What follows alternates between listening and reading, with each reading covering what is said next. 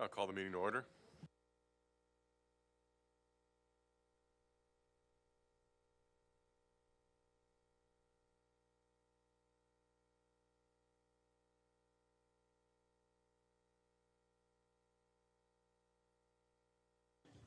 The meeting has been posted according to open meeting laws. Roll call. President Seeger. Here. Trustee Alexander. Here. Trustee Nugent. Trustee Johnson. Trustee Renucci. Here. Trustee Smalley. And Trustee Wisniewski. Here. Thank you.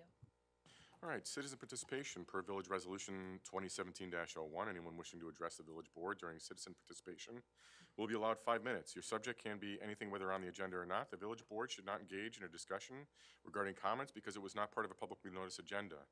Upon conclusion of the citizen participation segment, members of the audience are not allowed further comment unless they are participating in a public hearing or specifically allowed by a majority vote of the village board due to involvement in an agenda item. So with that being said, would anybody like to speak during citizen participation? Please state your name and address. Ed Hinsberger, 2944 Union Street. So I would just like to bring up the overnight parking ban real quick. Lived in the village a little less than 5 years, never got a parking ticket before. First year that my son's driving, so we got 3 cars in a pretty narrow driveway, basically playing car roulette, figuring out who's going who. So, we knew the parking ban began November 1st, and figured look at the Village of East Troy Police Department's website, and they'd probably have the correct information on there. And they shared a post from the village. There is no overnight parking on the street between November 1st and April 1st in the Village of East Troy without a permit. So, having grown up speaking English, having a pretty good understanding of the language, to me, there's no overnight parking on the street between November 1st and April 1st means that parking ban starts November 1st. The overnight of November 1st, not the overnight of October 31st. Yet the East Troy Police Department is out there giving, I counted 15 tickets on the morning of November 1st for all my neighbors and stuff. So, I figured everybody makes mistakes. It is what it is. I called the police desk, and pretty much the lady there just told me, well, you've lived in the village for a while, so you should know there's also signs. Okay, I'll call the court, I'll play the game. I drive around my neighborhood. There's not a single parking sign anywhere on Beulah, Division, Union, anywhere on the square, nothing relating to overnight parking. Talked to the village administrator and said it's posted at the corporate limits. So I find the sign, had to drive by it twice before I figured out what it was. It's not illuminated, it's not really huge. So, my thing is, if we follow what the village and the police department publishes and then still get a ticket, what kind of look is that, for the village? They did post a link as well. Then they said, please see Village Ordinance Section 458, Article 3 for complete information on parking restrictions. But if they summarize it and it says that the overnight parking ban begins November 1st, what reasonable person is going to look at the link? That's all the information I need. So, I'm not sure. I'm talking to the village attorney now, trying to get court handled, but I think it's incredibly unfair that the village and police department post incorrect information, and then residents have to, try to go through the village attorney, might get court fees, but if they're going to post information, there needs to be some kind of accountability. And if they post wrong information, that should not be on the residents to pay a $25 fee. The money is what it is, but, it's the fact that we followed what the village and what the police department put out and then got the ticket. So I just wanted to make sure the board knew about what was going on, and that's all I got. Thanks, Scott. Thank you. Would anybody else like to speak during citizen participation? No, Gene? Anybody else like to speak during citizen participation? If No, then I will close citizen participation and move on to consent agenda. One motion and a second will approve all the following items. Any item may be pulled from the list and voted on separately. I have a question about the airport manager contract.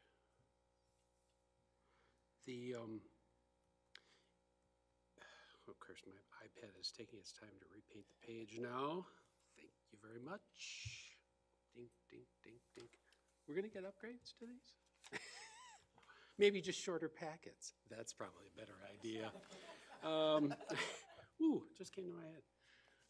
But there's a requirement in here that was scratched for the airport manager to attend the airport committee meetings.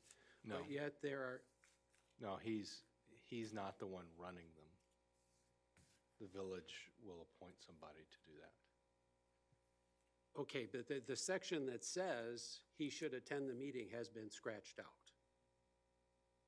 Okay. And then after that, later on, it says that even though he's not attending the meeting, it says that the airport manager shall ensure that the minutes are submitted to the village staff. Well, if they're not going to be at the meeting, why Yeah. should they be in charge of So submitting I any? think probably what happened is we were trying to, so part of the problem with the way the contract was structured Yeah. is there were a lot of requirements that he had spread throughout, so we're trying to be very clear. Apparently we missed that, so, I don't know, we can, I don't know, let's pull this and since I'm kind of also responsible for this, I'll say, let's pull item 4. I'll make a motion to pull item 4 and table it over till the next meeting. But did you have any other questions? Thanks for catching that. Yeah, no, the idea though is that we've had some challenges with timeliness and detail on the agendas. So we're gonna go back to having the village run that. And similarity of reports.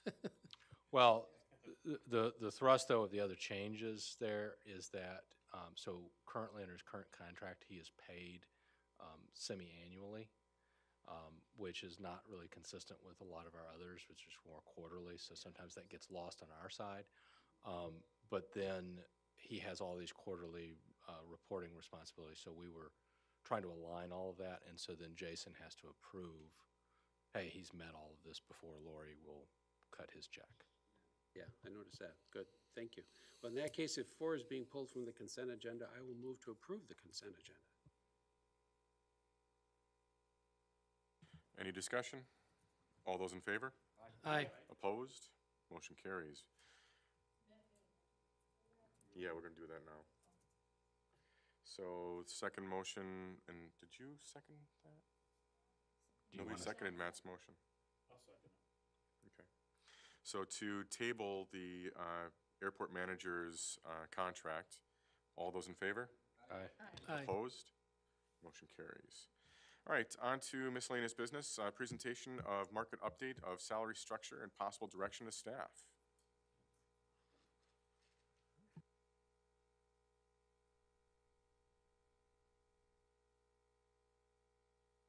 To advance. If I don't get the hint, just let me know. I'll just go like this, wave my hands real. So, as the slide says, my name is Patrick Glenn. I lead the public sector team for Carlson Detman Consulting. So if you've met Charlie Carlson in the past, I'm the new Charlie Carlson. Have worked with the firm for just about almost pushing 10 years now. And prior to that, worked in the public sector as Director of Human Resources for 3 Wisconsin counties before I took the leap 10 years ago. So we've done a study, and then we've done a couple updates in the last several years, and this is just to kind of bring you up to speed in terms of where we've been. And I have a whole bunch of slides that are hidden in the interest of trying to move you forward tonight, but in terms of where you are, I'm just gonna keep going like this. So in terms of some of the challenges I'm sure you're facing and that we're seeing all of our other clients facing, a lot has happened, especially over the course of the last 3 or 4 years, and is kind of bringing a lot of things in the public sector, especially in terms of challenges. Trying to find the bodies that we're looking for whatever positions. The supply of labor certainly is an issue that is continuing to plague public and private sector alike. And when we can find the employees, I mean, what we're finding is either skill shortages that we oftentimes have to account for, or as we transition generations in the workforce, different expectations that we oftentimes have to account for with what we're working then last year, actually, goodness, almost 21 months, almost 2 years ago now, there was a lot of conversation regarding, are we shifting to a $15 an hour minimum wage on a national basis? And while that got set off to the side, the reality is that the private sector has taken that up and then some in terms of some of the challenges. Our private sector practice has seen jobs elevate from $12, $13, $14 an hour to $18, $19, $20 and above for the same roles, and we're continuing to see that evolution.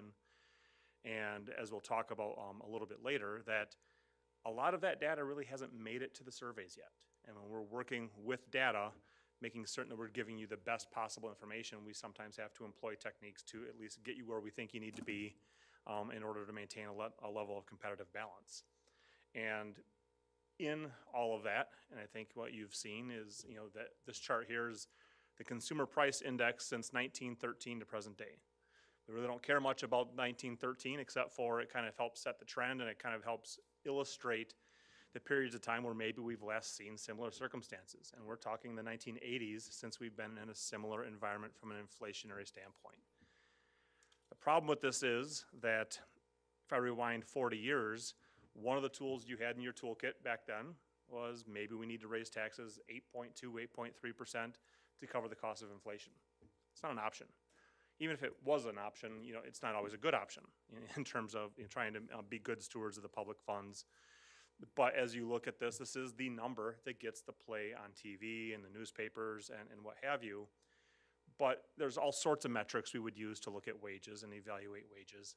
But this is the one that, again, takes center stage. And if you look at the next slide that we have here, I think it's a better illustration of a number. So the employment cost index is collected by Bureau of Labor Statistics as well, but it takes out all of the food, the fuel, everything else, and looks essentially at the rising cost of wages, and then there's also another employment cost index for benefits, and they can combine the two. What we look at, and the reason why we follow this number, aside from the fact that it helps us figure out where wages are moving, is it shows the difference between the private sector movement and the public sector movement, and really kind of shows us where some of our challenges have been. Since the last major recession in 2009, the private sector has consistently eclipsed the public sector in terms of wage increases. Not a big surprise and really not alarming until you get about 3 or 4 or 5 quarters ago when all of a sudden the private sector wage increases began to far exceed the public sector. And then you can see in the last couple of months, the red line being private sector wage increases pushing 6%. Up until the last quarter, the public sector was settled right around 3%. And then the last quarter, you can see that very sharp uptick in terms of where the private sector wage increases tend to be. And you're looking at about, 4.25%, give or take. And that's exactly what we've seen in our data. And what I would also say is that the public sector tends to lag the private sector in some of those increases for any number of reasons. One of those is that, just in Wisconsin alone, you're always taxing 1 year ahead, or 1 year behind from a taxation basis in terms of growth and those sorts of things. So we're seeing wages continue to be a hot button issue. As we collect our data and analyze it, it's certainly no different as we look at southeast Wisconsin and the various pockets where maybe the economy is just a little bit hotter than some other areas of the state. But in terms of where we're headed, I think I put this up here. I debated pulling it out, but sometimes it's just comforting to know that we're not in this alone in terms of trying to find some of the key jobs that occupy the public sector. If you're ever interested in just general reports on the governmental workforce, the Center for State and Local Government Excellence every year publishes a workforce report. And to see a lot of the jobs that you're trying to employ even in your own village, that if you're in the public safety field, police officers, dispatchers, jailers, and even firefighters trying to find those personnel is incredibly difficult, and trying to find the people even to get into the schools nowadays is getting a little bit more difficult. So I put this up there at least to kind of give you some comfort that you're not alone. It doesn't make it any easier to find the people. But we also talk a lot about why are people leaving their respective jobs. So we'll go to the next one here. I got this one memorized. So when we talk about this, and pay is an incredibly important piece. As we talk about this in any one of our projects, they got to have pay set right. Doesn't need to be the most competitive or the most highly paid position. In fact, we'll talk about, positioning in the marketplace, and that's my. I was gonna say, that's not me. No, it's time to take my medication. Yeah, yeah, the purge has started. But it's also, I think this is a really good graphic in terms of, it is the tip of the iceberg. I mean, that there are so many other things that go into why do employees stick with organizations. And the underlying, everything that's kind of beneath that is, are you a good place to work? And if you're a good place to work, there's a lot of things that can be accounted for otherwise, I think what we find in a lot of our smaller employers, that's the hook that they have, is that they have the ability to be a lot more familial and begin to foster those cultures of engagement and connectedness that really help, when you look at some of those other matters. But pay needs to be addressed and needs to be addressed appropriately. So we talk about the market, we spend a lot of time, who are we comparing to and what is the right marketplace? And so when we talk about this, we talk about, a lot of times, who is like us? Other villages or organizations of similar size or tax base or whatever the metric you want to use. But the reality is, especially in today's marketplace, you can't get away with the conversation without also talking about who are you competing with. They might not be like you, but if they're trying to steal your talent or you're trying to steal their talent or vice versa, it's important to have a marketplace, especially from a public sector standpoint, that is representative of that. And as we talked about engaging in this process, and in fact, we've engaged in this conversation with several employers in this area of the state, I'd say of similar size, where, yeah, it'd be nice to not have to worry about the Janesvilles and Kenosha's and all those other organizations, but that is a piece of the puzzle that certainly needs to be taken into consideration. So as we looked at that marketplace, we tightened it up a little bit to be much more southeast Wisconsin focused. And if you look here, if I just calculate, it's a pretty healthy mixture of a little bit larger, a little bit smaller. One of the first things that we do is test, are those larger organizations dragging, the pay rates up or dragging them down? Pretty rare that we drag them down. But the other part is, as we go through our data and we clean that data, we look at statistical parameters. So if a data point is falling too far out, it usually gets kicked out. And so the reason why I raise this as a matter for discussion is that for those larger organizations, I'll just pick on Kenosha, you can pick on any one of those, that for, I'd say, the professional and above, I'd say probably supervisory and above, usually those wage rates are falling outside of the statistical parameters, which would make sense. But for professional level on down is where we tend to make those matches. So for clerical, for labor type roles, those sorts of things, I think it's a very important number to have in the data set. On top of that, I think it's impossible to have these conversations without talking about the influence of the private sector in the mix. And we spend a tremendous amount of time and money on an annual basis making certain that we have good, up-to-date market data. And so when we look at that, our four main sources, ERI, pay factors, Willis Towers Watson, and comp data, provide us very solid anchors as it relates to like job matches from the private sector, and then using our process to marry those two numbers to ultimately come back with a set of recommendations. So when we talk about competitiveness and talk about where you stand in the marketplace, if we go to the next slide here, we also want to make certain when we talk about like job, we talk about benchmark jobs, it's similarity. If I have an accountant, I know we're talking about larger organizations here, but if I had an accountant 1, 2, 3, entry, intermediate, senior in an organization, I want to be certain that the data I'm looking at also has those same characteristics. It's looking at those various levels, or we are able to match the appropriate level, and it's consistent among the organizations. And so when we look at that list of comparable organizations, we're trying to make certain that we're having like job matches throughout. And so as we then start talking about the competitiveness piece of this, we first have to figure out where you stand in the marketplace. And so each one of those dots represents a benchmark job for the organization, representation at the top of the structure, middle of the structure, and bottom.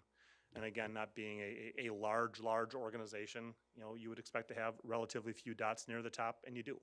You're not a top-heavy organization. We also have a solid, and I mean incredibly solid foundation from the market data standpoint to begin making recommendations. You know, we use that R squared as kind of our metric of how close are we to a good model for pay, and it's about as good as we're going to get in this particular situation. So when we talk about competitiveness, you know, then it usually comes down to how competitive is competitive enough. And in today's marketplace, there's a couple of shortcomings that we're going to talk about in a few slides here. But where you stand right now, and when we talk about placement in the market, historically, we've advised clients to go along with what I believe almost 90% of organizations in the marketplace would do, which is let's build it on the median market. Half pay more, half pay less. We're going to be situated nice, neat in the middle where we're not, again, not competing too heavily, but also being able to recruit and retain. As it stands at that metric, at the 50th percentile, you're about 3% in the bottom third of your structure. So if you've got, let's just say you have 12 benchmarks, put them in groups of 4. So first 4, second 4, third 4, that's what that T1, T2, T3 stand for. That in the bottom of the structure, you're about 4% behind, or about 3.3%, 3.5% in the middle of the structure, and then about 7.5% behind the market at the top end of your wage structure. Again, not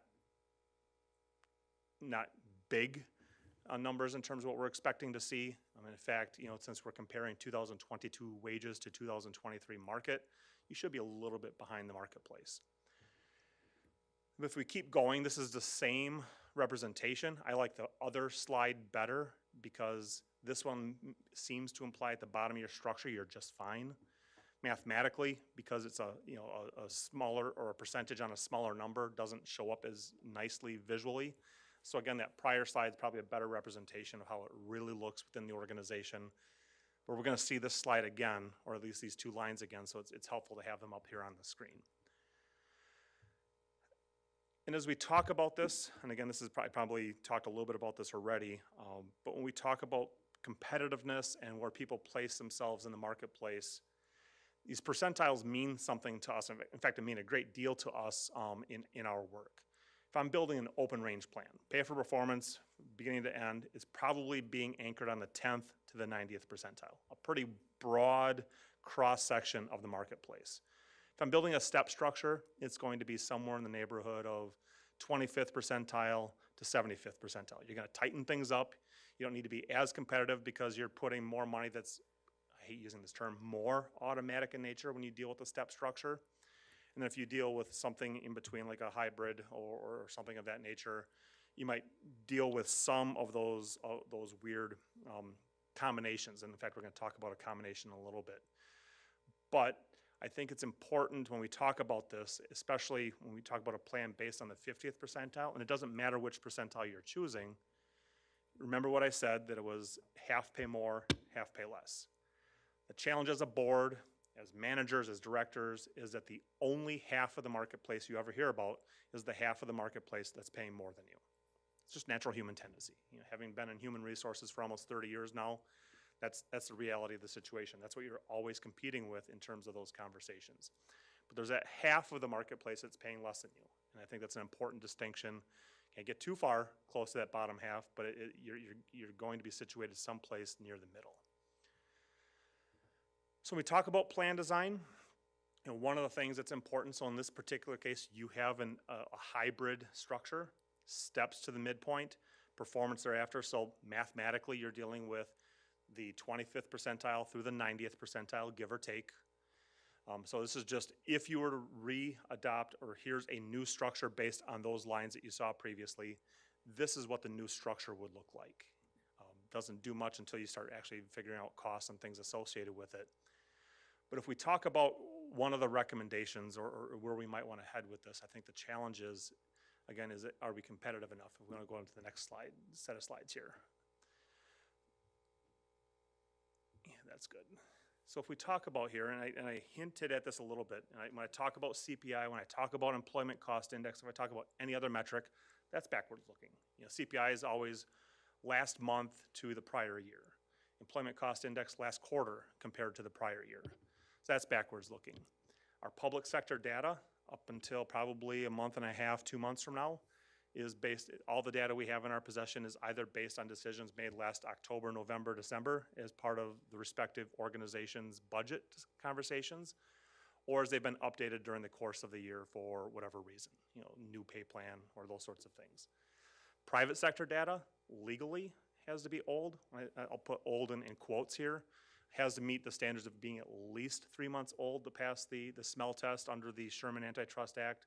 Realistically, especially when we're buying data from larger survey providers, it's probably 6 months to 9 months old before it shows up in our desktop for analysis. So we're always dealing with something that's a little bit aged. The complicating factor right now is twofold. One, the market continues to move. Last year, about this time, inflation's setting in. Is it going to stick around? No, maybe it's transitory.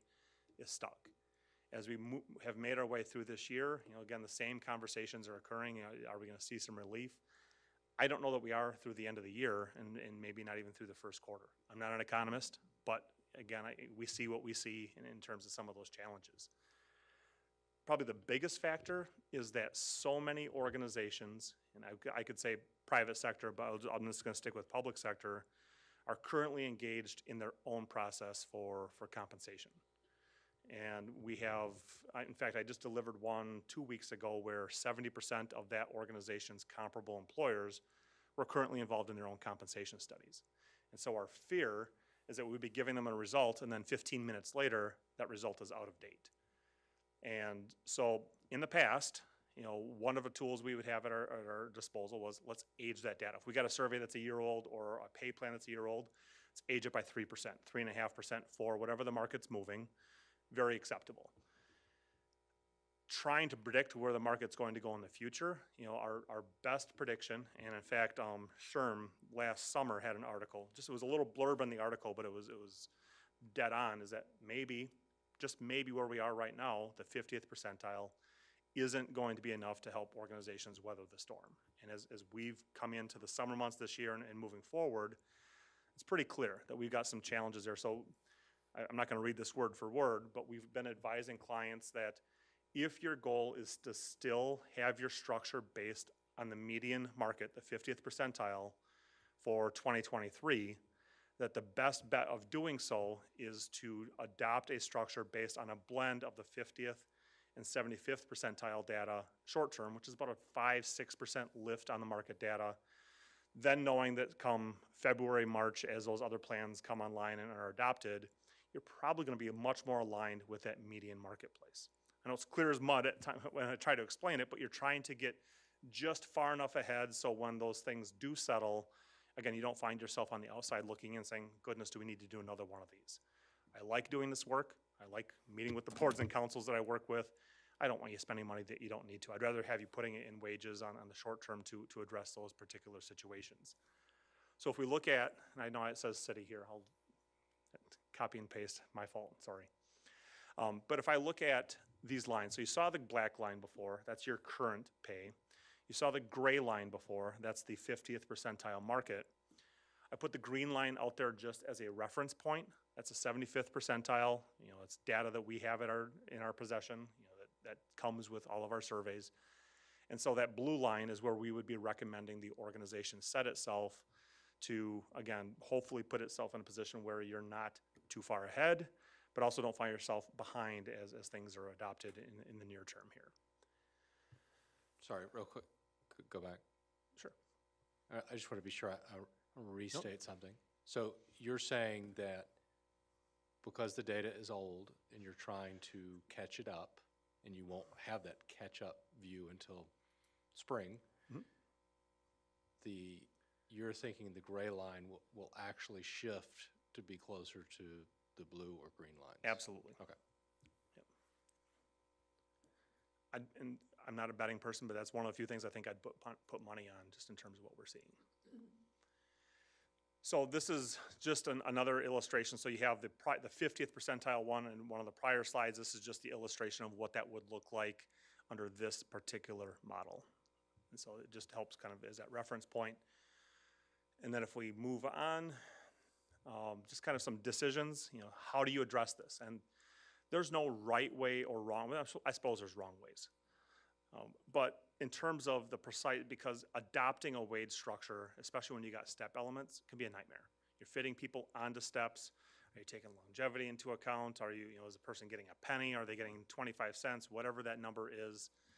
And so we've tried to kind of, over the course of the years, what's the best way? Or what are some of the ways that clients might take this? And of course, putting too many items on the menu can sometimes lead to, lengthier conversations. But the first option always is, nothing is always an option. Can't say it's a good option right now, but we have to put it there as it is an option. Readopting the wage structure, I just got done talking about that. That comes, even though it gets you nicely and neatly into one of those wage structures that we had illustrated up there, you do have those considerations that need to be taken into account in terms of where people fit when they are on those particular steps. You could say, well, we're 7.5%, 7% behind the market. Let's just put 7% on the wage structure. It doesn't necessarily balance it the way that adopting a new wage structure would do, but that's one way of just kind of brute forcing and getting it done. I don't think we had any number of positions that were significantly behind the market, but that's also another option that, all right, we're not going to do anything, but we got these 4 jobs and they're behind. We just need to get those caught up, and we'll take the information and inform our decisions that way. That doesn't always work as nicely and neatly as we would like.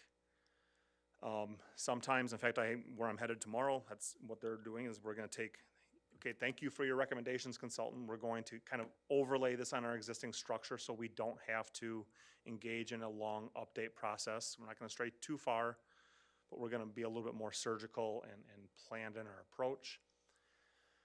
Alter the compensation market philosophy. This is one that I would say, if that is a goal of yours or intention of yours, that's not something that should be made quickly. I think, again, when I say that 90% of organizations build their plan on the median market, that's public and private from sea to shining sea. That's how organizations tend to approach this. If you want to be more aggressive long-term, fine. There's nothing wrong with that, but again, I would encourage you to have a strategic conversation to make certain that that's where you want to be, and not just do it as a quick knee-jerk reaction to existing conditions. And the last one, I think, has some legs in terms of a possible approach, and which is, let's just say we're 5% behind the market. How do we deal with this without having to go forward with a full-blown re-implementation, and understand that you might have some employees that will be caught in this, but say we're 5% behind the market, each step is 2.5%. Drop 2 steps off the bottom, so now your step 3 is now your new step 1. And add 5% to the top of your structure. So everything just kind of shifts, but you're not having to, again, completely re-implement and bring in some of those pains that might come with that. So the point is, there's a lot of options there.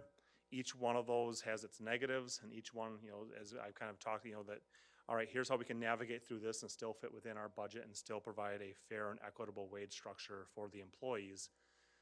If I were to where would I land? It would either be readopting the wage structure, all the pain that comes through it, or that bottom one, trimming and adding to the top, might be a viable solution to help you navigate through that. In terms of just overall, when we talk about this, we already talked a lot about strategy in terms of even just a long-term placement. Is it equitable? Is it competitive? Our primary focus, the equity work was done years ago with the original study, and then as jobs have changed, as we've placed them. But the market competitiveness was the primary focus as we're looking at here. And knowing that it's impossible to have the conversation about benefits, or about compensation without having the conversation of benefits. That total rewards focus, wages, benefits, workplace experience. And that certainly is a conversation because they all roll up into the same budget. And so that's that balancing act in terms of what can we afford, legally sound. You're not making discriminatory decisions. You're not saying we're going to pay males more than females or anything crazy like that. We're going to have a very sound system that's based on equity and competitiveness. Affordability certainly is a conversation. It's a conversation I've had more in the last 2 months than I probably have had in the last 2 or 3 years, especially as we are dealing with some very large increases to organizations' budgets. And the part where I think you've really kind of done yourself a lot of favors over the last few years is that you do audit it on a regular basis. That, as we talk about, when should we look at a compensation structure, our rule of thumb is If you can get by, once every decade or, 10 to 15 years on a full analysis of the organization, you've done well for yourself. But there are times you're going to need to go back out and test the marketplace, especially when the winds are shifting, such as they are now and such as you're doing right now. But going through, and it's not one of those things, it's a set it and forget it and just look at it I've got one client that every 30 years, like clockwork, they do a compensation study. And so they're on it right now. So I try to race through as much as I can, as short of a time as possible. Understand there might be questions. There's also a whole bunch of slides that I've had hidden, so I can, if I need to talk to them, I can.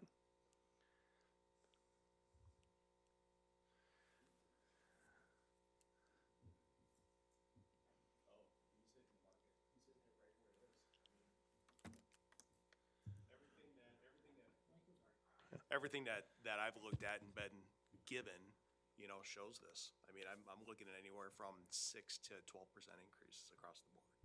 So, unfortunately, I don't do his job, We have people that do his job, so I don't do his job. But from what I'm seeing, one, total package, what you're talking about, total comp. But two, we are seeing increases, dramatic increases, in the market right now. So, it's hitting the nail on the head. Yeah, I was just saying, I talked to Eileen too when the packet came out, and so I was talking about, I work for Milwaukee County, and at least in my department, I'm in the IT department, I've had a lot of the same issues, is where at the higher end, the managers and directors were further out of balance, which was a little unexpected, and I think a little unexpected here too, but that did seem to align with anecdotally what I've seen. And maybe could you talk a little bit about like your T1, T2, T3, how we compare to other municipalities? The first time I saw that, and this is a pattern we've been seeing for the last few years in terms of those managerial wages, but it makes sense. That up by me, I live in the Appleton area, and if you want a finance director job, you can find one, because they're having such a hard there was a wave about 4 or 5 years ago where first wave of retirements, and then about 2 years ago there was another huge wave, and so the talent that's wanted to move to the area has moved, and those who have moved up have already moved up, and so now it's just kind of that void of the talent to fill some of those roles. And so what are organizations doing? Let's put a little bit more money at it, trying to bring people in. We see that a lot in the utility industry right now, as there was a study that came out 3-4 years ago about how like 40% of the water wastewater industry will be retired in the next decade, largely attributable to the Clean Water Act in the 80s. So now we're seeing, as we see this wave of employees begin to exit the workforce at the top levels of an organization and not having the talent necessarily to replace it, has put some pressure on wages. And so we're seeing those managerial wages increasing. We've seen the bottom of the wage structure pressure, as I alluded to earlier. I'm just seeing my first survey come out, Leading Age, which is the nursing home industry, that we're seeing indications of those lower wages showing up in the survey. And I would expect next spring, fall, the other surveys we purchase, to see that data begin to creep through. Because I think a lot of organizations, as I'm jacking a job up from $15 to $20 an hour, I'm just doing it within my existing wage structure. We'll deal with the mechanics of getting everything right later, is kind of what we're seeing out there. And we're doing a lot of cleanup on the private sector side of things of exactly that sort of a problem.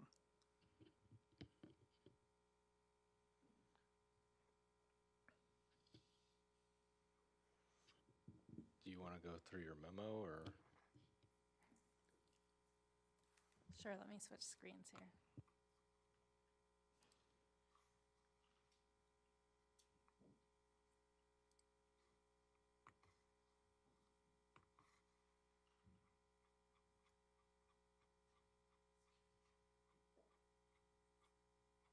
Okay. Bear with me for a moment.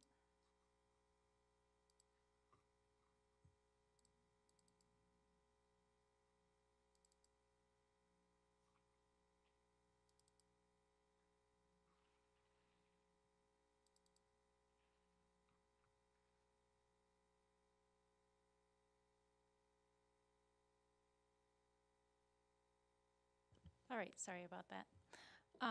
So in my memo, I gave a cost analysis of the two approaches There are some additional things we'll have to talk about with the board in closed session. As Patrick alluded to, if we're inclined to adopt one of these structures or a new structure, there are certain scenarios where people don't just quite fit correctly on the schedule, so we'll have to talk about those individuals.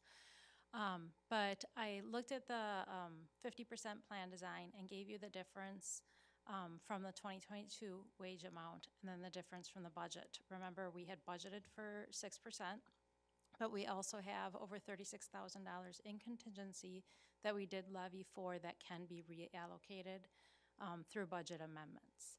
So the difference from the budget and the 50% plan design is only $1,356. So really pretty close to right on with the 50% plan design. Obviously, there's some people that are adjusted more than others. When we go to the 50 to 75% plan design, the difference from budget is $49,206.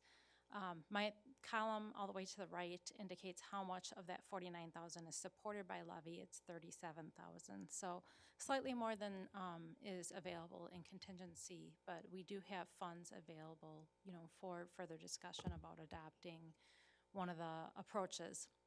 So the next steps would be that the board would provide direction, and then we can do a resolution to adopt a salary structure if we're inclined to do a new one. The board might also want to wait until after we have that closed session discussion to see where people fit and get final numbers. So this might not be a decision that you're ready to provide direction on tonight. It might be something that you have to wait till the next board meeting to provide direction on. Were there any questions on those numbers or that information that I gave you? I think I asked you this. This is fully loaded, right? With, includes the tax? Yes, burden? Okay. so when I calculate it, I include the FICA tax and the pension.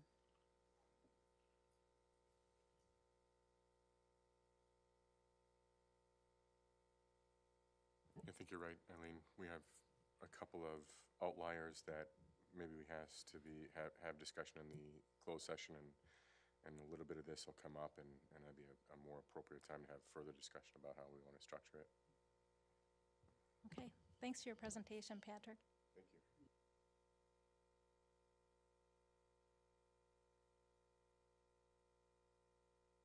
All right, moving on to more exciting stuff, budget.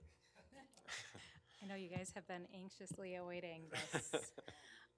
This is accumulation of work that actually began in March, so I was thinking today, you know, we'll get 4 months off after the budget is adopted. So that's cause for celebration. As I go through this presentation, if you guys have any questions or comments or clarifications, feel free to stop me. I don't want the presentation to be formal and you to leave with unanswered questions.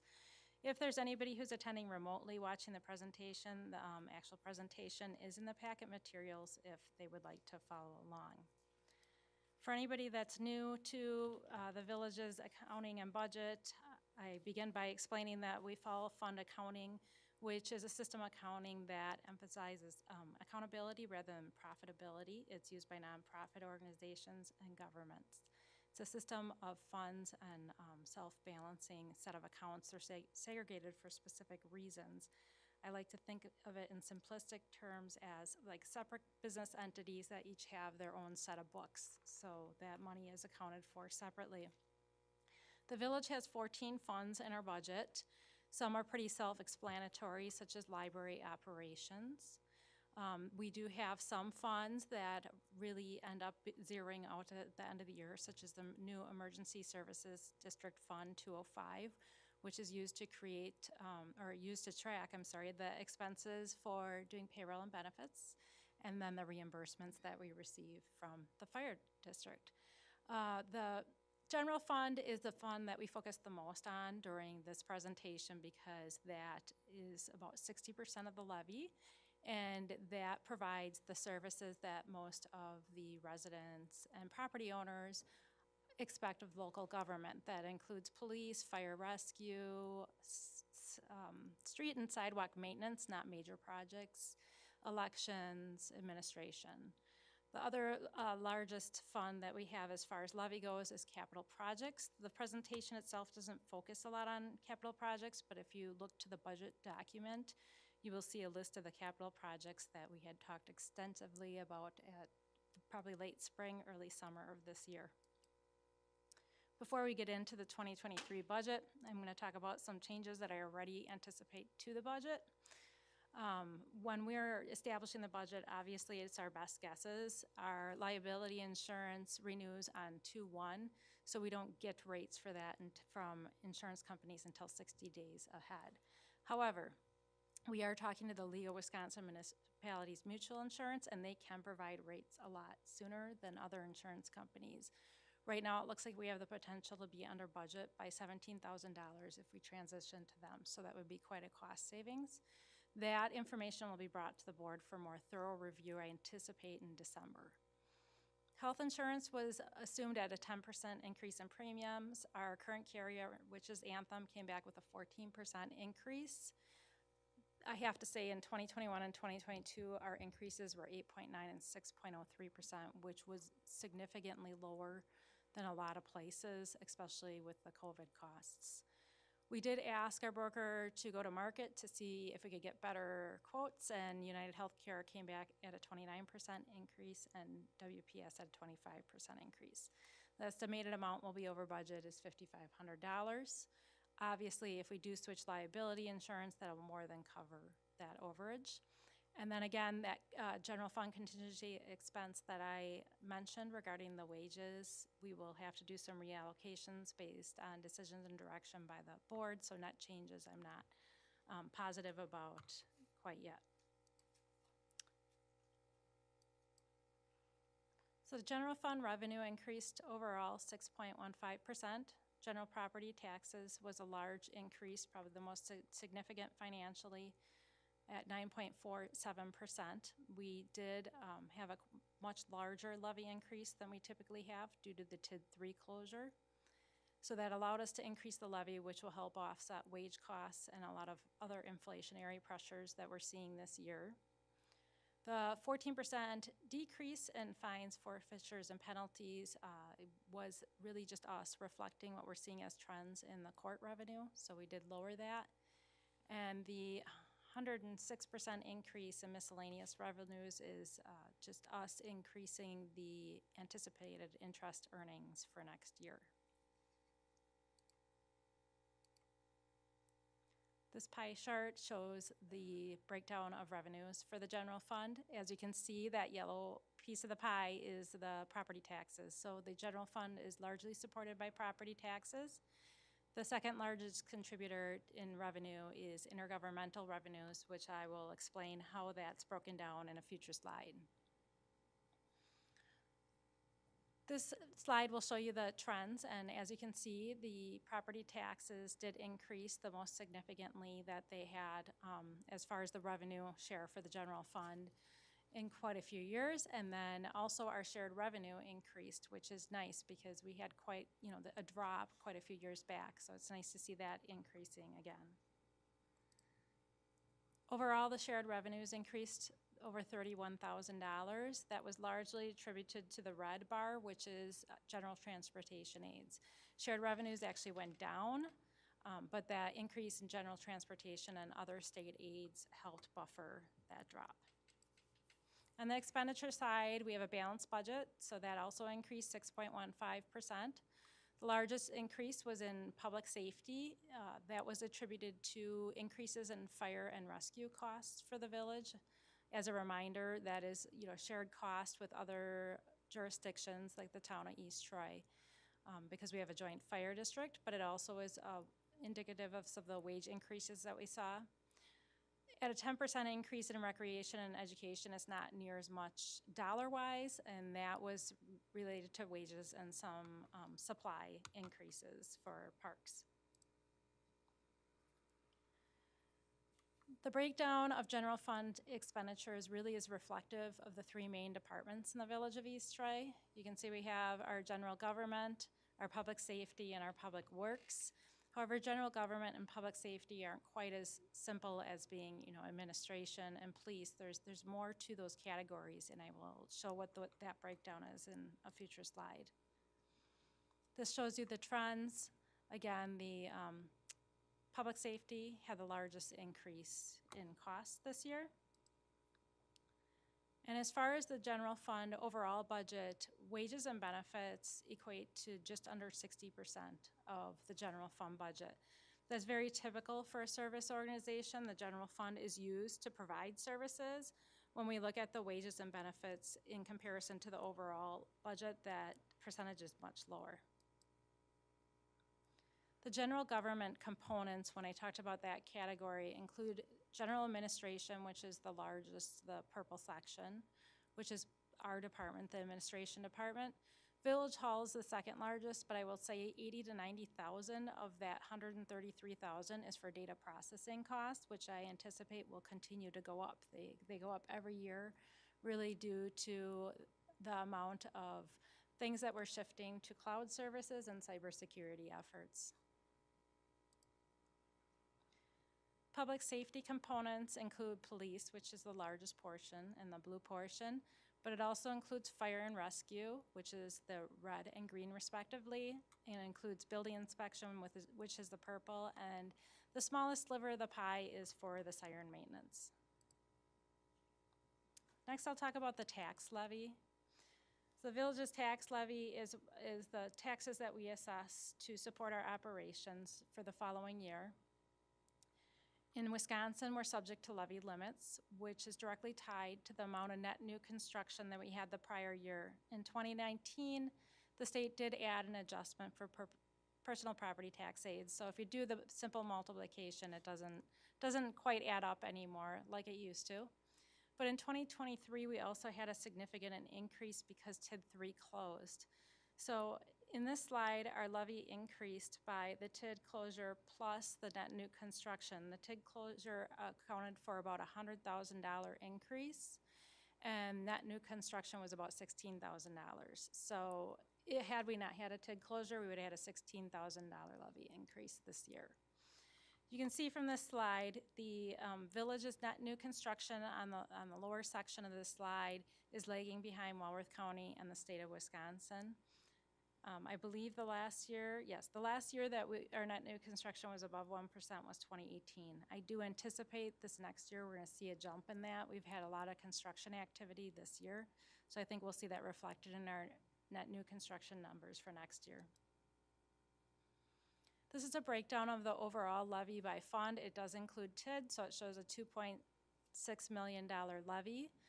Of course, the largest piece of the pie, as I mentioned, is the general fund, which is blue, and capital projects fund is purple.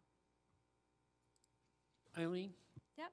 is it true that anything construction-wise, anything started after the first of the year then is shown in the following year? Correct. Okay.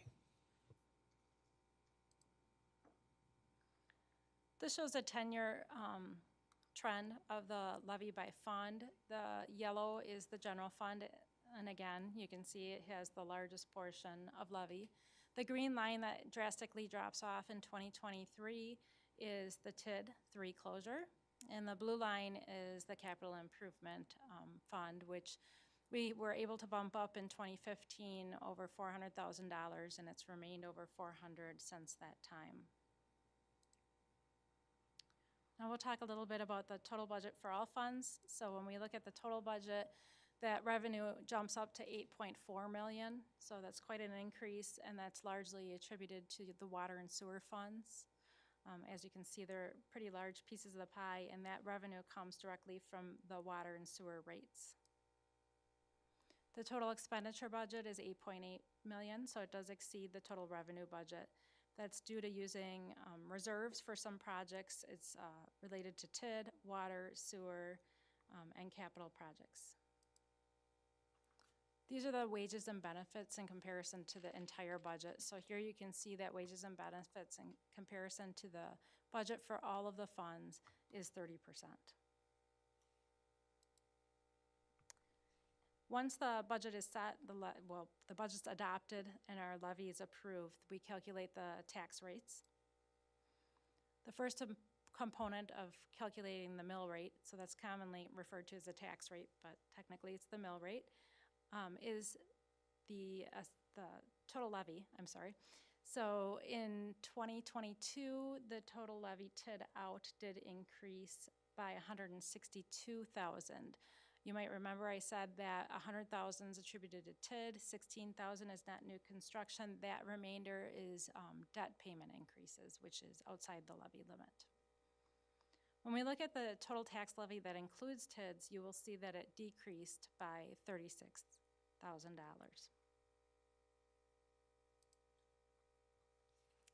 The next piece of the puzzle is the assessed value and equalized value. The assessed value is set by the assessor, and the equalized value is determined by the Department of Revenue. Often, the equalized value is referred to as the fair market value. It's closer to what the market value of a home would be than the assessed value. Because assessed values are set at specific points in time, which we'll talk about at a future slide. The assessed value for the village went up $4.9 million, and the equalized value went up $57 million. So that's very indicative of what the market's doing.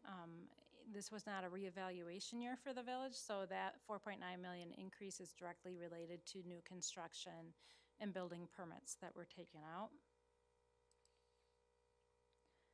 So then we take the tax levy and we divide it by the assessed value to get the mill rate, or we take the tax levy divided by equalized value to get the equalized rate.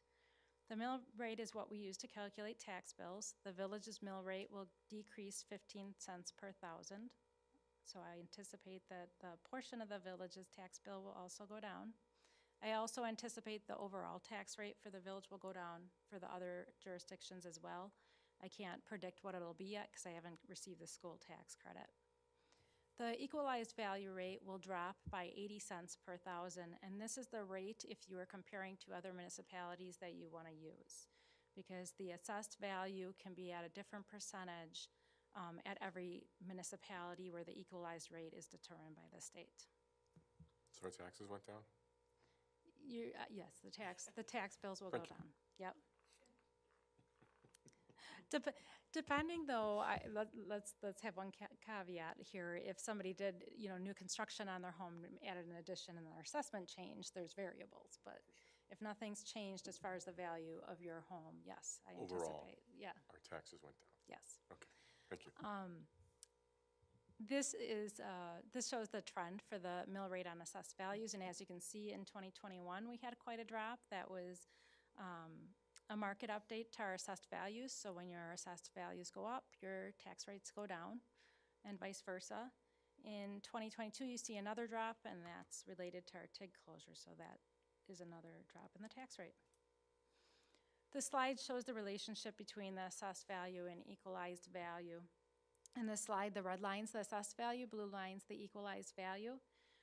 I like how it shows when we have like a market update or a reevaluation, those lines intersect, because the goal is for the assessor to get those values as close to 100% as possible. So in 2016, we had a reevaluation, and you could see those lines intersect. In 2021, we had a market update, and we were just a nudge above 100% in our assessment ratio. In 2022, because of that drastic boost in our equalized value, we're back to 89.8% in our assessment ratio. And some of our board members might recall, we have a certain number of years to be out of that 10% range of 100% before we're forced to do a market update. But we'll watch and see what the market actually does. We also have seen equalized values being adjusted negatively when the market changes, so we'll see what happens. The average value of an assessed home in the village is $228,000, and on that bill, the village portion would come out to $1,360 prior to any tax credits being applied. When the bills go out, it includes the village's levy, but it also includes the East Troy School District, Walworth County, and Gateway. 45% of that is East Troy Schools, 33% is the village, just under 18% is Walworth County, and just under 4% is Gateway. And to conclude the presentation, I'm going to review our debt and some of the reserves that we've used in this prior year. In 2023, we see a drastic drop-off in our debt payments that is due to our TID 3 obligations being paid off. And I'd like to point out that the red and the green are sewer and water respectively. So a significant portion of our debt is related to the utilities. The purple is the general obligation debt. In 2022, we did have a lot of fund balance activity for capital projects, which is reserves.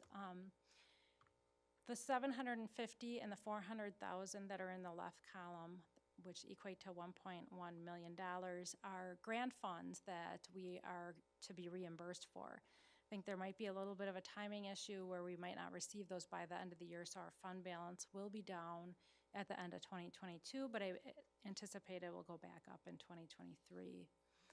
Fund balance usage of the usage of 1.2 million, 700,000 of that have been planned for the dam. So we specifically reserved over $700,000 for the dam project, so we didn't have to borrow for it.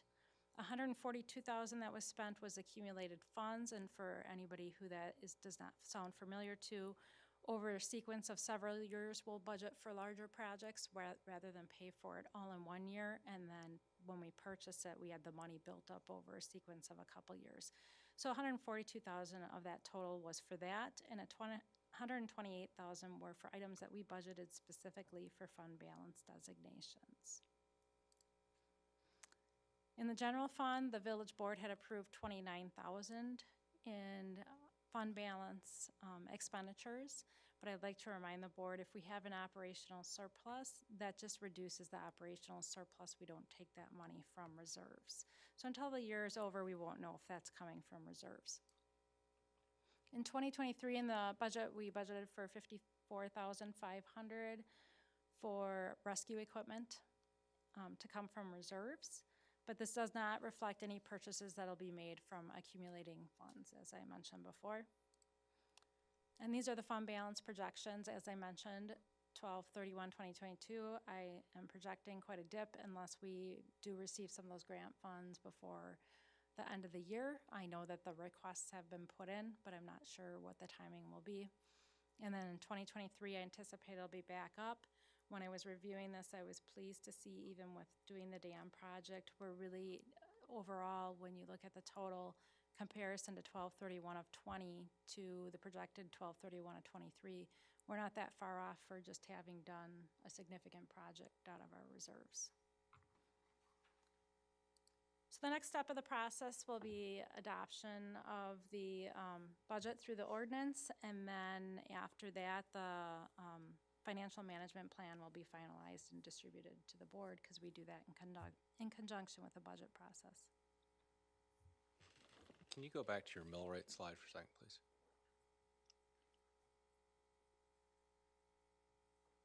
Oh. Thanks.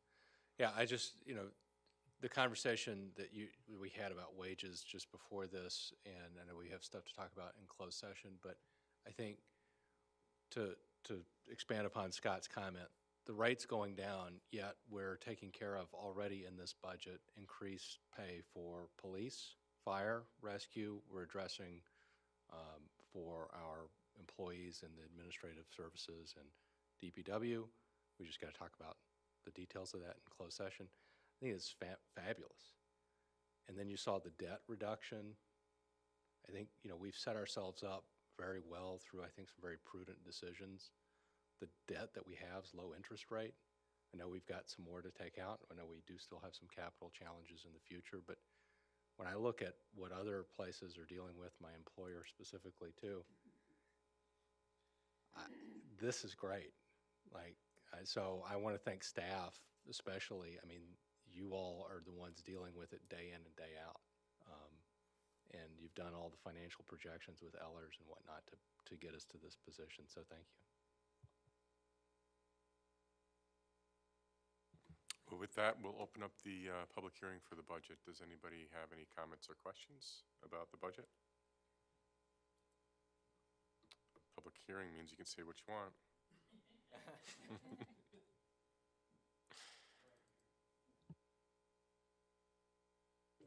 Hello, Mary Nickerson. I'm a little confused and I always will be, on what TID financing does to a budget.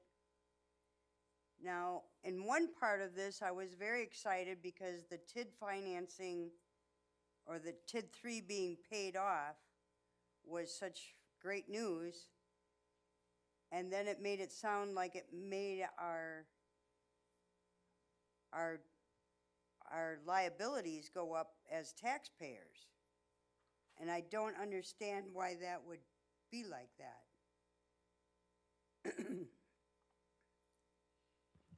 Is there a specific slide that, Well, I didn't look at the number. Mary, can I restate your question? Because I think I Sure. understand what you're saying. So are you asking, so can you go to the levy, the overall total levy increase? So the total, the levy increase was about 116,000. The levy increase was about 116,000. Okay, so about 100,000 of that came from the TID. When we collect property taxes within the TID, they stay within the TID. We can't take them into the general. Am I saying this right? So all these years that we've had that TID, we've not, the economic been- growth there, we don't get it. Just like TID 4 with the new business park, those property taxes that are being levied against those businesses are not coming in to support all of these other activities. They're going to support the debt payments for the infrastructure that has been put into TID 4. When you close the TID saying, we're done, now that can come in, but half of it goes back to the taxpayers. So really, it's about a $200,000 difference. 100,000 of it went back to the taxpayers in the village. We took the other half to support increasing costs, but the actual rate, which is why I was going to the rate went down. So it's not like, so you can't just say, oh, well, we're taking in more money and therefore everybody's paying more. That's not necessarily that, because there's multiple funding sources. So explain to me what you're saying the taxpayer got back versus the village gets 50% and the taxpayer gets this back. So then that's offsetting why our taxes might be going down. That's a portion of the rate, mill rate reduction. Not all of it, but it's a portion. Okay. Now, when we're looking at our CDA, our development authority, those people that serve on that board certainly aren't being a part of this. What expenses can I say were CDA expenses? Why do you have to have funds in the CDA? the facade grants?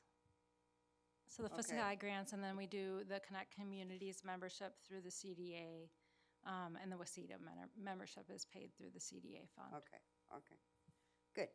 Then, when you're looking at, I believe you're going to talk about another TIF district in the very near future? TID number 5, yes. So this TID 3, you know, you talk about a tax incremental district and you talk about tax incremental funding, it's very easy to get confused in what those mean. Now the TIF being number 5, that's going to be utilized for improvements on Main Street or that project, perhaps? Possibly, yes. Possibly.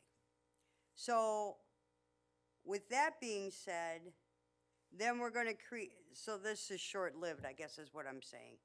The TID thing is short-lived. It sure is, and it's a great So tool for next us to year- attract right.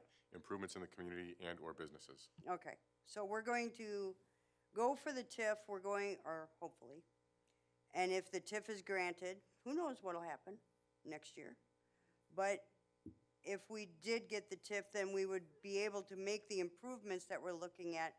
But then we're gonna be looking at that time frame again, where all of the funds that are paid by the taxpayer, or the entity that's in the TIF, excuse me, that's in the TIF, those funds are not used by the village, they're paid out to the state in repayment for the TIF. They're paid to pay off any borrowing, so, or any infrastructure project we do, and it's the taxes collected on any increase in value in the TID. So the day the TID is established, there's a base value. And that base value is established so that the taxes on that base value still go to all the taxing jurisdictions. So it's basically like it's frozen for the time period the TID is open, and then it's called incremental value, and that increase in value goes back into the TID. And as soon as we're able to pay off all obligations in the TID, we're obligated to close the TID. And then it gets distributed to the levy. But Mary, I also want to clarify something. When you said a one-time, this $100,000 increase that we received from closing TID 3, it's not like it goes down by 100,000 in the 2024 budget. That's a structural, like it's there. Does that make?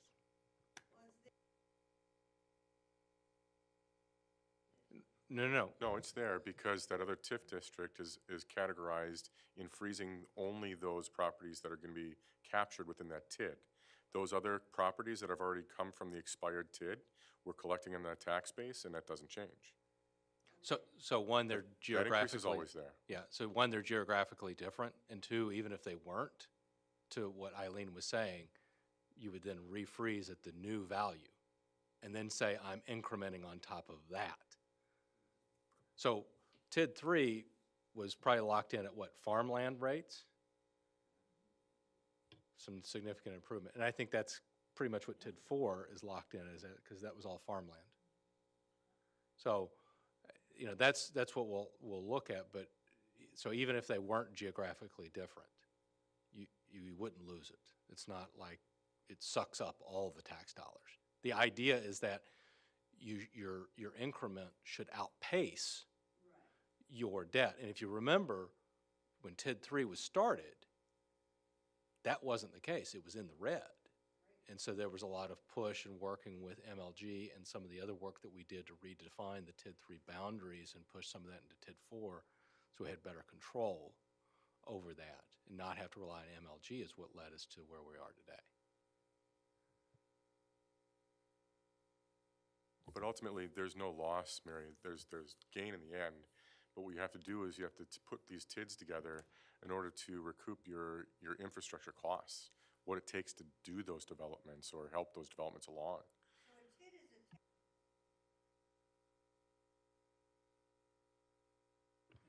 I'm not loud enough. A TID is a tax incremental district, and TIF is tax incremental financing. So the TIF is to finance the TID. Yes, Yes. the TID is the geographical area of Okay. the district. Because that is very confusing to the layman who's sitting at home going, I don't get it. You know, thank you for the tax decrease this year, but, you know, don't go out and celebrate too much because it's not going to happen every year. Yeah, But and it's, that category, the TIF part of that whole thing is really identified with the but for, if it wouldn't happen but for this incentive program. It really is literal terminology that's used within the TIF. So, you know, just in my world of what I do in development, the people that I deal with that have all the money behind all these big projects There's a wouldn't lot. do a single one of them if there wasn't something like this incentive, and that helps with oh, it's an getting the, incentive, no doubt. No doubt. And I appreciate the fact that we're utilizing that benefit that's out there because it does create a development activity, and that's what we've all been waiting for. take a look at our industrial park. It's incredible. Finally. And, you know, there's good things happening, but it goes back to what you said as far as Matthew, what you said as far as thanking staff, because those are the people that are talking to the potential developers, developments, to the taxpayers, and to answer these questions is very unnerving to a lot of people. And now we've you know, we've got some school issues coming up that are probably going to be different too, so. Well, and I would just say too, that staff, if we go back to, if the TID had not closed, we would have had an increase of $16,000, which clearly is not going to cover inflation on anything. You know, would not have covered the inflation on the, You're talking to someone who's on Social Security now, honey. well, you got your bump, you got your bump right now. Oh, I'm getting ready, yeah. So, but we've been able to, over the past few years, and I don't know, Eileen, you had a slide in here, had historical, you know, increases that we've received just due to levy limit restrictions. I mean, that's the fundamental challenge that all of these municipalities have. That's what, you know, Milwaukee County, my employer, has, is these restrictions that are there. And I mean, not to say we don't have issues. We talked about, we have some things around fire and rescue. We've talked about that in the town of Troy, or sorry, the Tri-Troy meetings. You know, those are things that we'll have to continue to discuss. But staff have made prudent decisions in capital to allow us to continue with capital improvements. As Eileen said, we had underinvested in capital. We've been running Jason and his people ragged for the past few years doing all these projects, and yet we've been able to do it by making these good decisions. Now we get, you know, a nice little present here, which is very helpful, but it's only because over the time we've been able to take advantage, we've made prudent decisions to take advantage of this opportunity. A lot of other places, they just take it and get sucked right up into some, you know, deferred maintenance thing. What are we doing? We're investing in our people. It's a much different story than a lot of other places. Exactly. All right, so when's our public meeting? This is going to be it? This is, people, are you going to talk? I'm the only one? I'm done. I don't. As Mary stated, this is the public hearing, so if anybody else would like to speak on the budget, now is your time.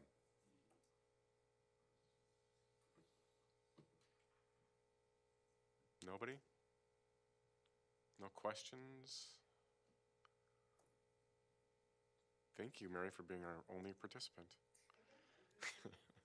I will close the public hearing at this point, and look for a motion, right? I will make a motion to adopt the presented 2023 budget. I'll second it. Any discussion? All those in favor? Aye. Opposed?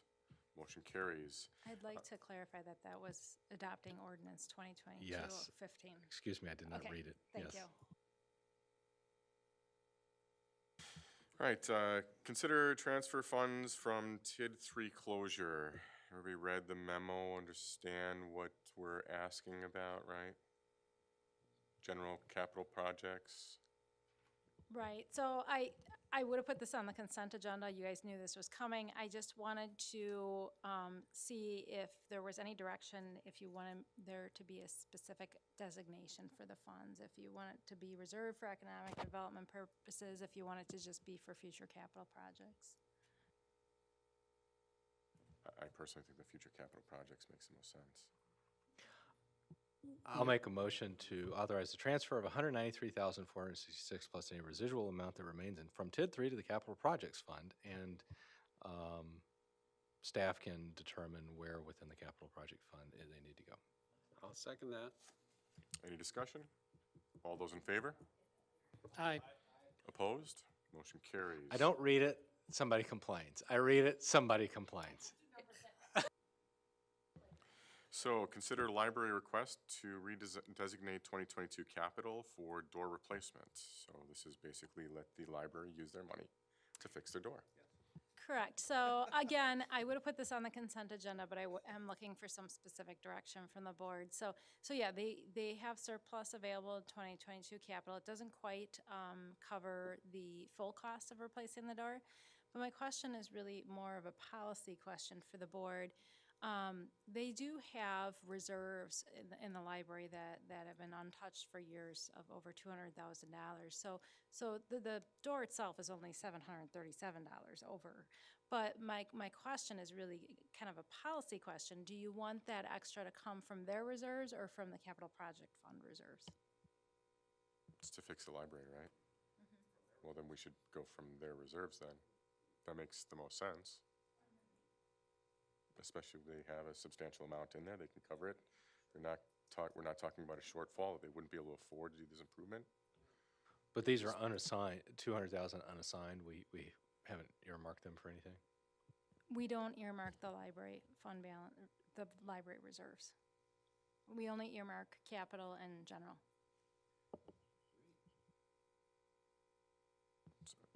So let me ask you, if we make that a policy decision and the library board is responsible for managing what's in their fund, not us, should decisions like this go to them instead of us? They should. So, I mean, they are responsible. Once we've appropriated the funds to the library, it's the library board's responsibility to manage them. From my conversation with Tammy, it sounded like the library board gave her approval without a limit and understood that that might be the potential. But I really just wanted direction from our board, how you wanted to handle that overage.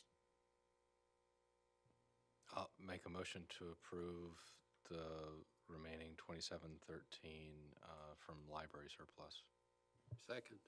No, we're doing 2713 from their capital Library budget. capital. Library capital, excuse me. Yeah, and then the Library capital. overage from, Thank you.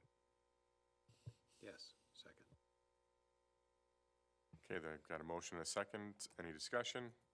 All those in favor? Aye. Opposed? Motion carries. Direction to staff regarding code of ethics for officials and employees. Hopefully everybody's read this. so, yeah, I'm sorry for giving this to you when you guys have so much on your agenda.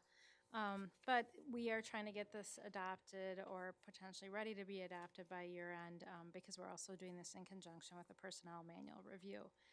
I do want Attorney Geary to speak on the policy. There is a question related to establishing a board, but I do have a list of questions that I'm looking for direction from the board on. And the first is, do we want well, number one, are we all in favor of a code of ethics, I guess I should ask. I know this was direction from a while ago. And then if so, do we want it to be an ordinance or a policy? Yeah, the statute does specifically talk about it being an ordinance, so I think if, you could theoretically do it at the policy level, but it's just a much cleaner thing if it's in the ordinance. It's much more enforceable then too. So that would be our recommendation, certainly. I preferred ordinance even before you said that. Oh, well, there you go. We're on the same page. Okay, and then Chris, if you could talk about the establishment of an ethics board. There was some, after Tim had read it, he had some concerns. Yeah, so there's a couple, so the way it's structured currently, it sounds like your municipal court judge would be willing to kind of take on that role, which I give him credit for. But we've got a couple of concerns. We think it does need to be a body of at least 3 folks, probably, well, 3 to 5 generally. And the thinking behind that is twofold, I guess. One is that statutorily, the statute specifically talks about a board, an ethics board. And I don't think a board can be just one person. It's got to be multiple people. And then on a substantive basis, it's kind of a due process consideration. I mean, the gold standard for due process would be a contested hearing, right? So if somebody's accused of something, they've got the right to present their case. Somebody on the other side of it presents the case why they think it's a violation. And then the board would decide from these two kind of competing arguments which one's got the best side of it and what the decision is.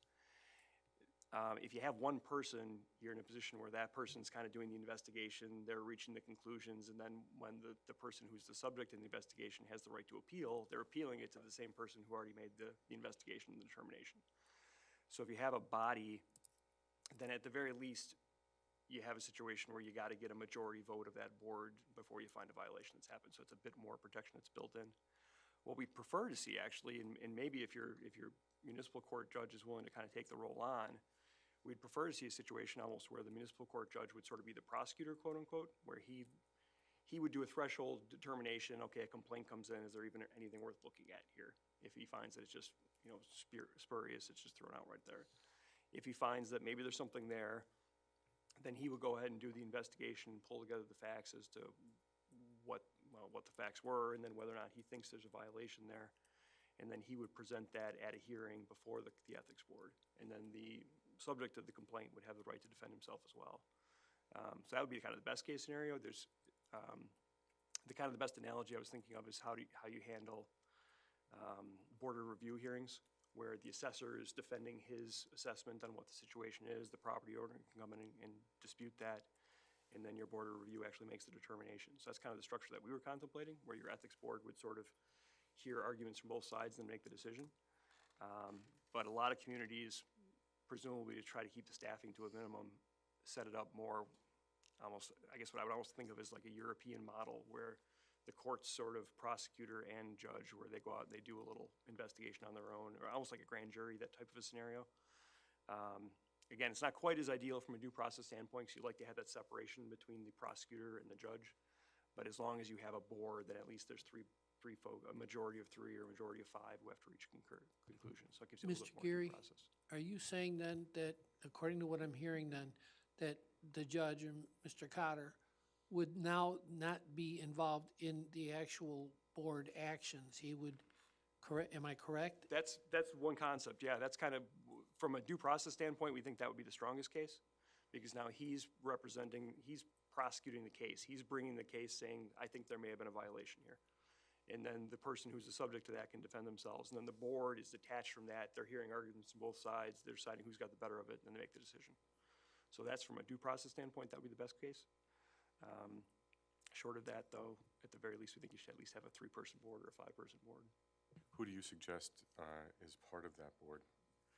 It's a good question. I mean, it's a function of who you can get. I mean, ideally, some communities have, yeah, I mean, that's always a challenge, right? I mean, some communities have like 2 members that are appointed by the board, and then they request that the County Bar Association would maybe appoint somebody who'd be willing to sit on it. Somebody who's got a legal background and who's, you know, relatively well-versed in these processes and the ethics considerations that go along with them. If you could do that, that'd be the best-case scenario. But even if you don't do that, I think it's got to be 3 people who are, the goal of this is to try to pull it out of the political realm to the extent you can, so you don't necessarily want to have board members involved in that. So I think the goal would be just to find 3 folks in the community who you think would be willing to do the homework, to understand the issues, and then, you know, bring their reason to bear on it. So that you're Sure, if you can pull it off, that'd be great. I heard Mary chuckling, so I take that as a volunteer.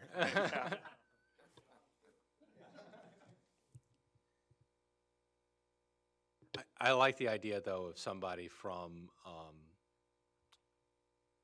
the county who has more of that. And I can't remember the case, but we had something where, and then we all had to be kind of trained on I can't even remember what that was, but we kind of went through a review process like this. So is there somebody in the county we could reach out to? I thought you said the County Bar Association. The county, but the one that I think was Marshfield, or they specifically wrote in their ordinance saying that they requested that the County Bar Association, I'm not sure which county Marshfield's in, but they actually requested that the County Bar Association would find a member, a lawyer basically in the village or in the city who's willing to serve on that function. If they're not willing to do that, because they can't find somebody, then you're just back to trying to find a third body to fill that seat. Do you have any municipalities where they go forward with, like, they use the county government's ethics board, where the counties agreed to, like, we'll hear some of that? I can't think of any offhand. I mean, frankly, not a lot of our clients have designated ethics boards. This is something that's strictly optional. The statutes don't require you that you do this. If you don't do it, then you still fall under the statutory scheme, but you can't extend. If you do it at the local level, you have a little bit more control over who it extends to, what the rules are, what the requirements are, that type of thing. So a lot of communities don't have these. That being said, just as I think about it, if the county would be willing to serve that function, I guess I don't see a downside of that. Assuming they have the system already set up already, they're not going to do that. They don't have an ethics board? I do not believe they have an ethics board. Wow, okay. Maybe we should request that they create one. I mean, theoretically, that is something that you guys could partner up with other communities to do. I mean, if other communities were interested in doing this, but they were similarly trying to figure out how to staff this, maybe if collectively you could find some bodies. Well, why don't we do that? Why don't we address this with Rick Stacy and Mark, the county administrator, and find out if there's a possibility to have something from the county level or support that way? Because, yeah, Chris, great idea. Go get some volunteers within the community. Lori can attest to the fact that it's almost impossible for me to find that on a regular basis for a simple task, much less one that takes this depth of investigation for their position. Yeah, let's talk to the county about if they can help us out, and maybe it puts something in their ear for a need that they maybe need they have at the county level. The what? Talking about the county itself. But I'm saying, our options are limited. I mean, it might work going to the county bar. Or we could check with county's corporate counsel department, yeah. I mean, it's certainly worth reaching out to the County Bar Association. I mean, you may get some lawyers who are not interested in doing other things, but this is kind of within their realm, right? I mean, these are issues that lawyers deal with. Maybe you'll find somebody willing to step up. I'm not holding my breath, but it's possible. Short of that, if the county would be willing, the actual county government, if they would be willing to set up something similar, maybe then other communities could then take advantage of it in, countywide. That's a nice alternative too. Okay, so I think we'll put this on hold until we can figure out if Do you we want to, team up with somebody. what about your third bullet point? Yeah, so my third bullet point question was the officials that this applies to. In Chapter 97 of our code, we have specific officials listed, and I'm suggesting adding the village engineer and zoning administrator planner simply because they fill roles that would typically be an employee in a larger municipality. Building inspector is already listed in that section, so I'm questioning whether the board, if we do move forward with this, would want those officials added to Section 97 so it applies to them. Do we have it currently listed as contracted professionals? In the ethics code or in the, In the Section Chapter 97 of the municipal code? It doesn't specifically say contracted. We can appoint somebody, whether they're contracted or. I'm just employee. thinking instead of listing this position, this position, this position, if we just generalize it as contracted professionals, Oh, so the then we would cover all of those. the that would come in. policy itself says contracted officials, but Chapter 97 specifically lists the officials for the village. So that's the only reason I'm suggesting adding those two. Should we add the airport manager and the code compliance enforcement officer? Because those are both contracted. Do you want this ethics policy to apply to them is the question. Yes. They're representative of the village, so yes. I think, makes I mean, sense. that's where my concern out of all this started, was with our situation we had previously with a contracted individual. And I think if we're doing it for one, we have to look at everything all the way down the line. So if there is people that we're missing, we need to take a look at that, add them to the policy as well.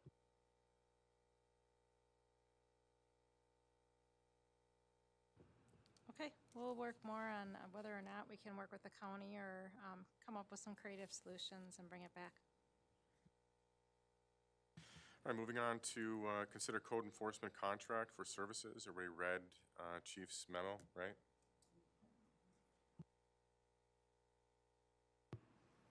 This seems to be a good solution for a position that we've had 4 individuals already in that role? Yes, 4. And in what, 5 years? Yeah, 4, I think in 7 years maybe. It's been 7.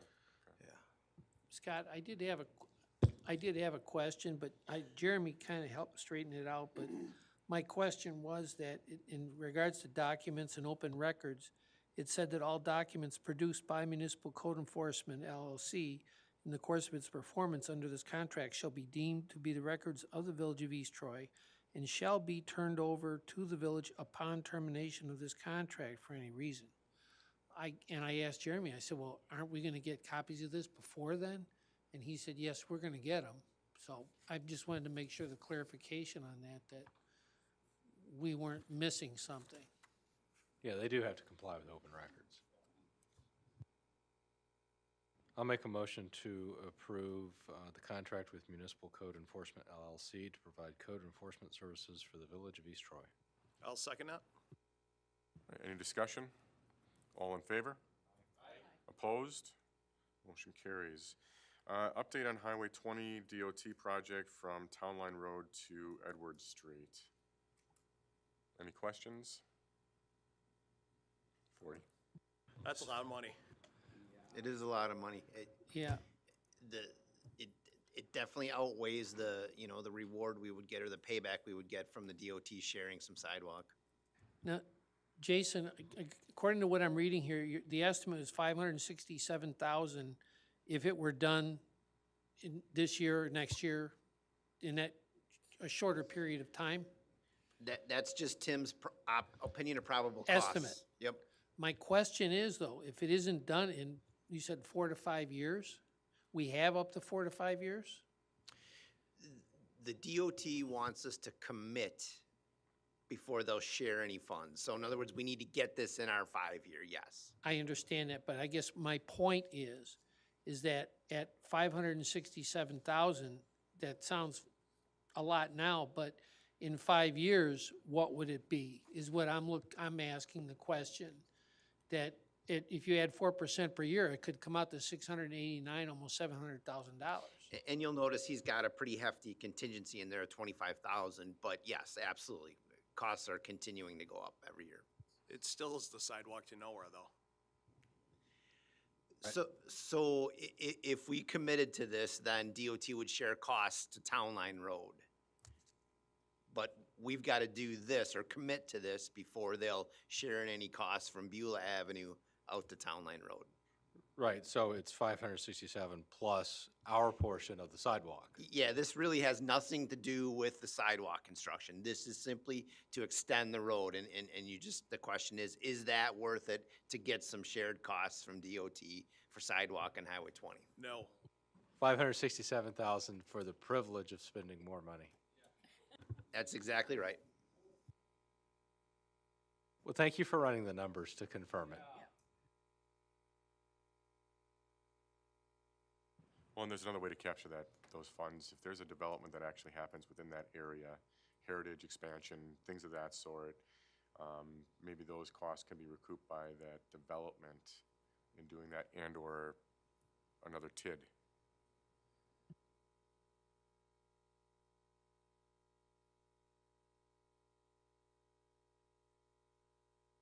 All right, consider comments to Walworth County regarding proposed ATV-UTV legislation. So, We received this from the county, and they're looking to have comments back right away for their meeting. yeah, and I understand what's happening. You know, we've got a lot of neighboring municipalities that are passing ordinances that are identifying their roadways as being safe travel for UTVs, ATVs. And it happens to be in communities that are much more rural, more spread. We've got a much denser population here within the village, and I don't think it really truly makes sense. And it kind of goes against what we've been trying to do with making this community a walkable community.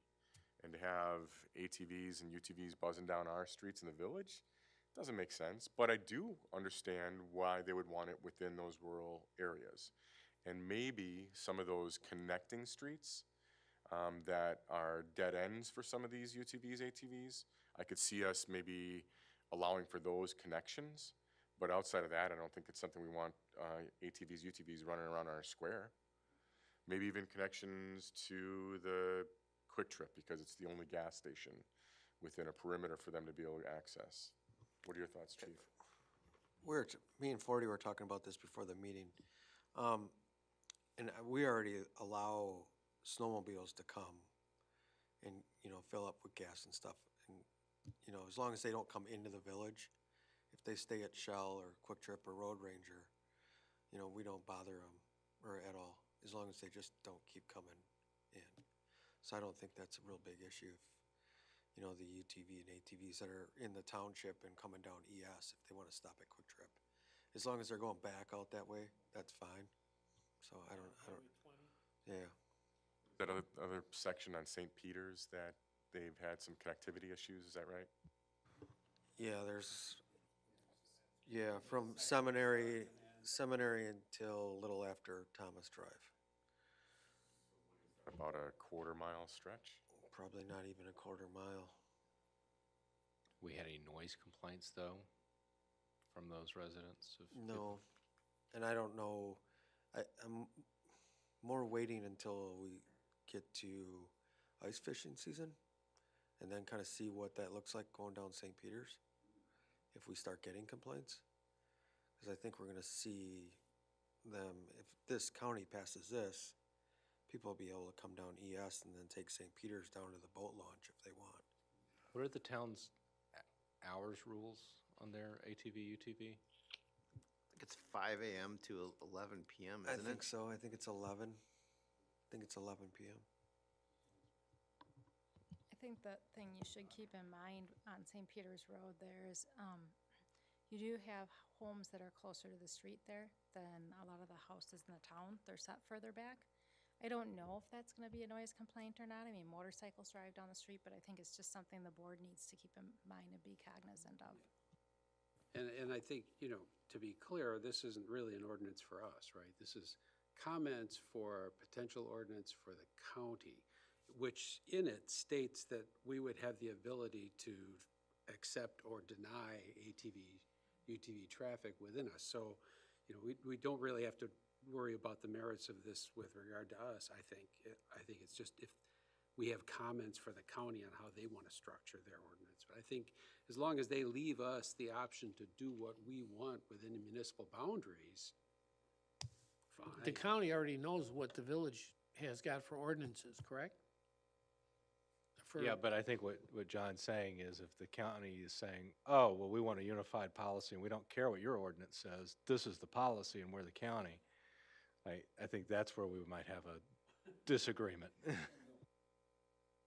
One thing I would point out that I found that a lot of people are not necessarily aware of, and I certainly wasn't aware of it either until recently. Wisconsin's drunk driving laws don't apply equally across vehicle. So they keep talking about fixing it, they haven't fixed it yet, but the idea is that if you get a drunk driving, or what would otherwise be a drunk driving violation on an ATV, a UTV, a snowmobile, that goes towards your license to operate those vehicles again going forward, but it doesn't count towards your Wisconsin driver's license for your car. And that applies regardless of where the violation occurred. So even if you're driving an ATV on a public roadway, most people think, well, of course, well, that's gonna be drunk driving. It's not. So it's one of these things that most people aren't aware of, and I throw it out there just because it's, yeah.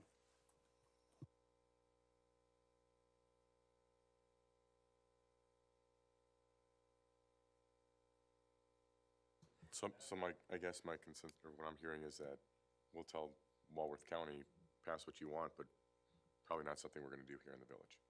Yeah, I think, as long as.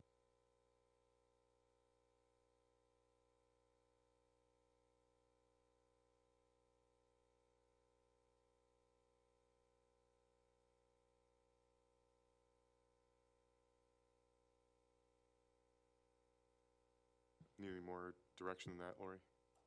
No? Okay. So moving on to consider purchase of a 4-in-1 bucket. So this is gonna make life easier? Yes, it will. Maybe not quite 4 times as easier, but yes, it will make a piece of equipment that we already own a little more versatile. Jason, did we complete the 22 paving schedule? Or was there anything left out? So we did microsurfacing this year, and we didn't have any patching with that. We've had some patching for water main work and some other manhole repairs and stuff like that, so. So everything we had scheduled, we got Everything done. scheduled is done. We have 1 patch left to do on frontage from a water repair. I'll make a motion to approve the purchase of the 4-in-1 attachment for the wheel loader using surplus capital funds from street patching. I'll second that. Any other discussion? All those in favor? Opposed? Motion carries.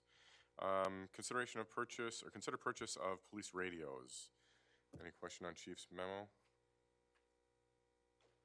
No, and to be clear, this is just a process of purchase order, not to actually pay for them. Order, just place an order. Yeah, what we're doing is we're placing an order and locking in the prices right now because they said after December 15th, they're probably gonna start going up. So this is just locking it in.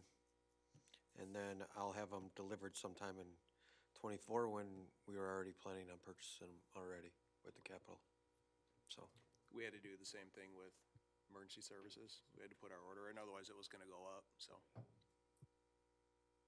I'll make a motion to approve the quote, locking in the price of the radios at $28,840.52. I'll second that. Any discussion?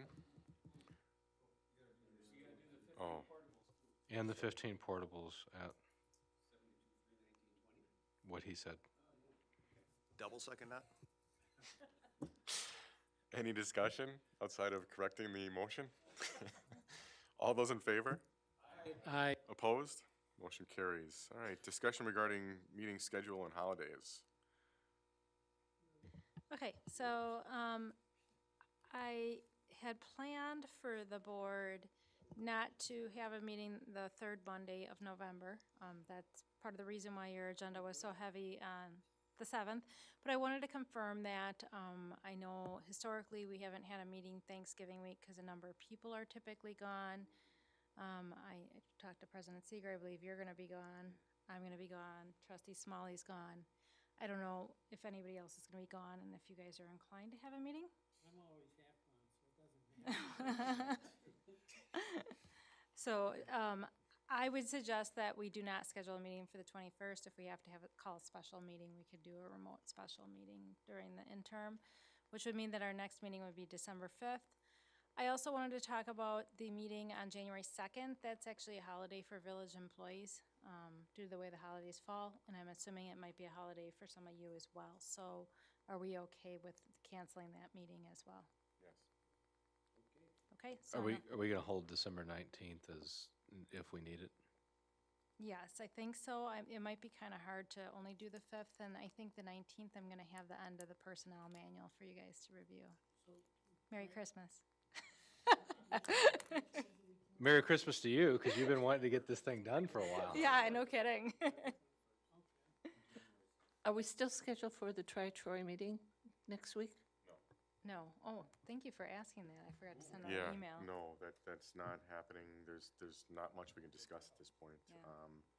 I met with Rick Stacy and Mark to talk about options with the library, and they want to meet with accountants and Matt and talk about numbers. Yes, I volunteered you, sorry. When, So you until gonna they let me have know when that, that then, is? yeah, that's not happening. You going to let me know when that is? Mark is going to organize that? No. There's nothing to discuss on the 17th, Mary. So moving on to reports, County ES Main Street project update. Any questions for Jason on that? This should be the last of it. The only thing I will point out is there is still some cracked concrete on the square. And we have in writing from the contractor, they're willing to come, we were gonna have him come back in fall and do it, and he said, listen, I just wanna come back once more. So the warranty expires in June, so we're just gonna check it in spring, and then he'll come back once more and address anything cracked, so. What about the asphalt? Didn't they like try to heat it? Wasn't there a process like that going on? I don't Yep, think what we you ever see heard is about what that. you get. It's So as we're- good as we're it's gonna done? get. How overall, I mean, I've walked around sidewalk-wise, I don't see any significant issues, but, I mean, are there additional issues that you had to address on, because I know we had the pouring of the concrete. Yep, so there are a few widespread cracks from the, so if you remember that the contractor did come in early this year, actually, I guess it was late spring, and did replace a bunch of crack sections that we had. And we do have some more since then, but it way less than we had initially, due to some joining work that we did the second time around. So that's really not a widespread problem like it was, so. And really, with that roadway that's coming through and the heating and the patching and all the things that's done, it's a county highway yet. You know, That's it's a the county- thing there it's is county's that was road. all on county's call on what they were going to accept and not accept, so. Are we going, and I'm asking this, are we going to get any kind of explanation as far as the overages on the electrical, the engineering, and the landscaping? I could bring back some more detail if you like. I can't sit here and remember it all, but No, I don't expect you to give me an answer right this minute. I 135% if for landscape, I just like to know why it was a little higher, that's all. It's $4,000. Yeah, and 40, we were actually getting updates from Tim on this all the way through the project. I don't want to have another rehashing of it again. We've already had these updates as it progressed. It just seemed a little high to me, that's all. Well, we've got change orders, though, to support that. Yeah, we have change orders through the entire project to support every bit of the extra dollars, and to Matt's point, $4,000 on that one wasn't crazy compared to some of the change orders we've had to deal with in the past. and the county has processed everything DOT to get the reimbursement, the $1 million reimbursement, of which the village will see 750,000, so. All right, I'll make a motion to adjourn into closed session pursuant to Wisconsin Statute 1985 1E for the purpose of conducting other specified public business whenever competitive or bargaining reasons require a closed session. Offer to purchase property in TID 4 development agreement. And Wisconsin Statute 1985 1C to consider employment, promotion, compensation, or performance evaluation data of any public employee over which the government body has jurisdiction or exercises responsibility, to discuss specific employees and implementation or implementing salary structure updates. Second? Roll call? President Seer. Yes. Trustee Alexander. Trustee Johnson. Trustee Nugent. Trustee Renucci. Yes. Trustee Smalley. Trustee Wisniewski.